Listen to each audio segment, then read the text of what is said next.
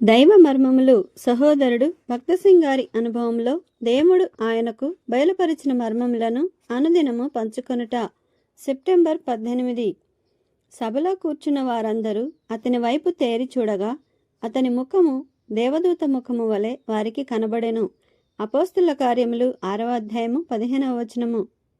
Stephen సాధారణమైన వ్యక్తి అయినప్పటికీ దేవునికి లోబడియుండుటకు తీర్మానించుకొనెను.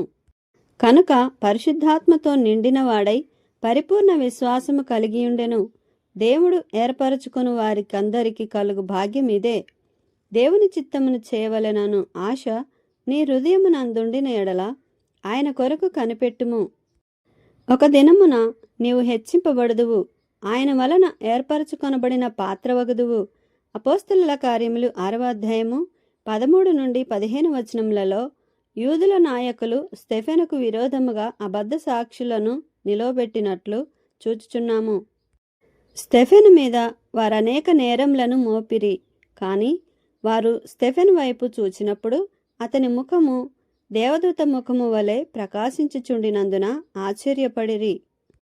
వారు స్టెఫెనును అధికముగా హింసించు కొలది అతని ముఖము అధికముగా ప్రకాశించెను. అటువంటి ప్రకాశమానమైన ముఖము కలిగి ఉండుట ఎంత గొప్ప భాగ్యమో!